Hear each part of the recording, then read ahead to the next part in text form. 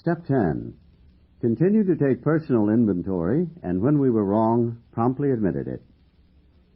As we work the first 9 steps, we prepare ourselves for the adventure of a new life.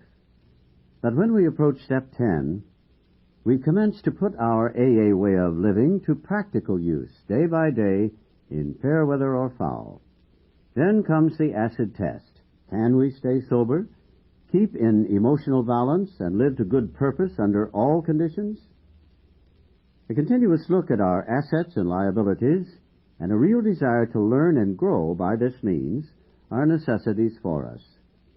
We alcoholics have learned this the hard way. More experienced people, of course, in all times and places, have practiced unsparing self-survey and criticism. For the wise have always known that no one can make much of his life until self-searching becomes a regular habit, until he is able to admit and accept what he finds, and until he patiently and persistently tries to correct what is wrong. When a drunk has a terrific hangover because he drank heavily yesterday, he cannot live well today. But there is another kind of hangover which we all experience, whether we are drinking or not. That is the emotional hangover, the direct result of yesterday's and sometimes today's excesses of negative emotion, anger, fear, jealousy, and the like. If we would live serenely today and tomorrow, we certainly need to eliminate these hangovers. This doesn't mean we need to wander morbidly around in the past. It requires an admission and correction of errors now. Our inventory enables us to settle with the past. When this is done, we are really able to leave it behind us. When our inventory is carefully taken and we have made peace with ourselves, the conviction follows that tomorrow's challenges can be met as they come. Although all inventories are alike in principle, the time factor does distinguish one from another.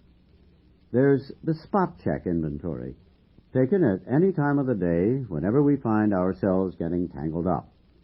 There's the one we take at day's end, when we review the happenings of the hours just past. Here we cast up a balance sheet, crediting ourselves with things well done, and chalking up debits where due. Then there are those occasions when alone, or in the company of our sponsor or spiritual advisor, we make a careful review of our progress since the last time. Many AAs go in for annual or semi-annual house cleanings.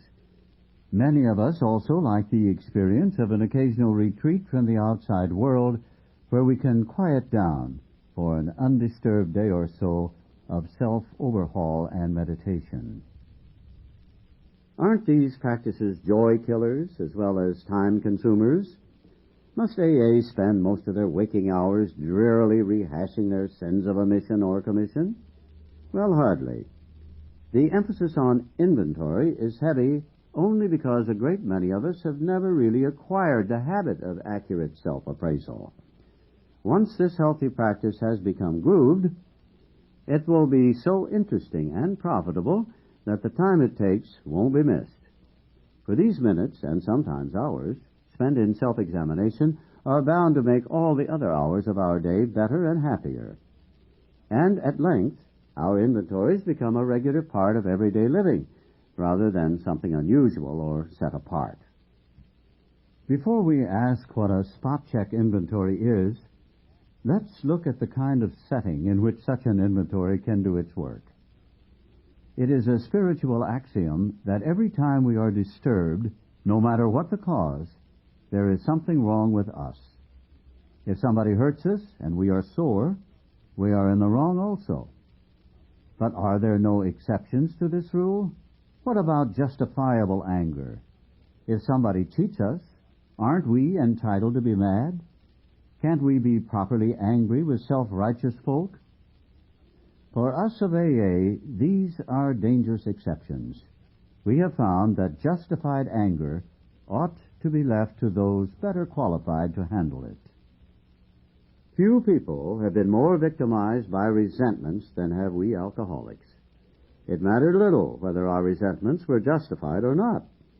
A burst of temper could spoil a day, and a well-nursed grudge could make us miserably ineffective.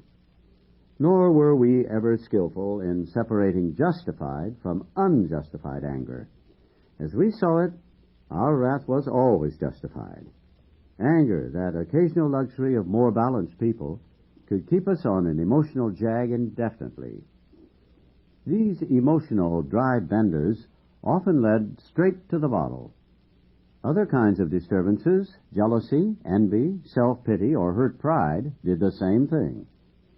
A spot-check inventory taken in the midst of such disturbances can be a very great help in quieting stormy emotions. Today's spot check finds its chief application to situations which arise in each day's march. The consideration of long-standing difficulties had better be postponed, when possible, to times deliberately set aside for that purpose. The quick inventory is aimed at our daily ups and downs, especially those where people or new events throw us off balance and tempt us to make mistakes. In all these situations, we need self-restraint, honest analysis of what is involved, a willingness to admit when the fault is ours, and an equal willingness to forgive when the fault is elsewhere. We need not be discouraged when we fall into the error of our old ways, for these disciplines are not easy.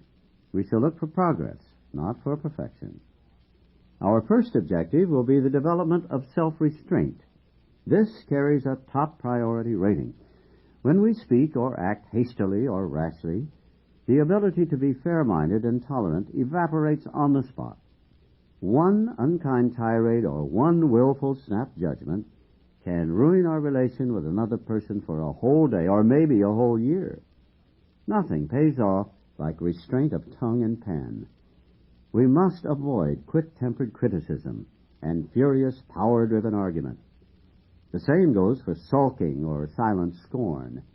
These are emotional booby traps, baited with pride and vengefulness. Our first job is to sidestep the traps. When we are tempted by the bait, we should train ourselves to step back and think. For we can neither think nor act to good purpose until the habit of self-restraint has become automatic.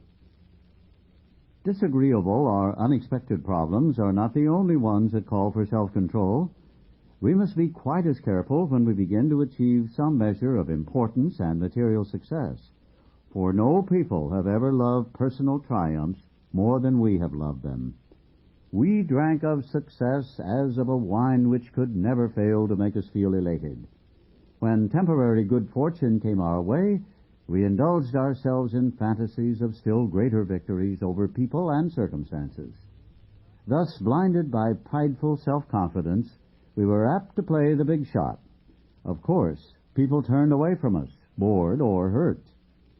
Now that we're in AA and sober and winning back the esteem of our friends and business associates, we find that we still need to exercise special vigilance. As an insurance against big shotism, we can often check ourselves by remembering that we are today sober only by the grace of God, and that any success we may be having is far more His success than ours. Finally, we begin to see that all people, including ourselves, are to some extent emotionally ill, as well as frequently wrong. And then we approach true tolerance and see what real love for our fellows actually means. It will become more and more evident as we go forward that it is pointless to become angry or to get hurt by people who, like us, are suffering from the pains of growing up. Such a radical change in our outlook will take time, maybe a lot of time. Not many people can truthfully assert that they love everybody. Most of us must admit that we have loved but a few, that we have been quite indifferent to the many so long as none of them gave us trouble, and as for the remainder, well, we have really disliked or hated them. Although these attitudes are common enough, we AAs find we need something much better in order to keep our balance. We can't stand it if we hate deeply. The idea that we can be possessively loving of a few, can ignore the many, and can continue to fear or hate anybody has to be abandoned, if only a little at a time. We can try to stop making unreasonable demands upon those we love. We can show kindness where we had shown none. With those we dislike, we can begin to practice justice and courtesy, perhaps going out of our way to understand and help them. Whenever we fail any of these people, we can promptly admit it, to ourselves always, and to them also when the admission would be helpful. Courtesy, kindness, justice, and love are the keynotes by which we may come into harmony with practically anybody. When in doubt, we can always pause, saying, "Not my will, but thine be done." And we can often ask ourselves, am I doing to others as I would have them do to me today? When evening comes, perhaps just before going to sleep, many of us draw up a balance sheet for the day. This is a good place to remember that inventory taking is not always done in red ink. It's a poor day indeed when we haven't done something right. As a matter of fact, the waking hours are usually well filled with things that are constructive. Good intentions, good thoughts, and good acts are there for us to see. Even when we have tried hard and failed, we may chalk that up as one of the greatest credits of all. Under these conditions, the pains of failure are converted into assets. Out of them, we receive the stimulation we need to go forward. Someone who knew what he was talking about once remarked that pain was a touchstone of all spiritual progress. How heartily we AAs can agree with him, for we know that the pains of drinking had to come before sobriety and the emotional turmoil before serenity. As we glance down the debit side of the day's ledger, we should carefully examine our motives in each thought or act that appears to be wrong. In most cases, our motives won't be hard to see and understand. When prideful, angry, jealous, anxious, or fearful, we acted accordingly, and that was that. Here we need only recognize that we did act or think badly, try to visualize how we might have done better, and resolve with God's help to carry these lessons over into tomorrow, making, of course, any amends still neglected. But in other instances, only the closest scrutiny will reveal what our true motives were. There are cases where our ancient enemy, rationalization, has stepped in and has justified conduct which was really wrong. The temptation here is to imagine that we had good motives and reasons when we really didn't. We constructively criticize someone who needed it when our real motive was to win a useless argument. Or, the person concerned not being present, we thought we were helping others to understand him, when in actuality our true motive was to feel superior by pulling him down. We sometimes hurt those we love because they need to be taught a lesson, when we really want to punish. We were depressed and complained we felt bad, when in fact we were mainly asking for sympathy and attention. This odd trait of mind and emotion, this perverse wish to hide a bad motive underneath a good one, permeates human affairs from top to bottom. This subtle and elusive kind of self-righteousness can underlie the smallest act or thought. Learning daily to spot, admit, and correct these flaws is the essence of character building and good living. An honest regret for harms done, a genuine gratitude for blessings received, and a willingness to try for better things tomorrow will be the permanent assets we shall seek. Having so considered our day, not omitting to take due note of things well done, and having searched our hearts with neither fear nor favor, we can truly thank God for the blessings we have received and sleep in good conscience.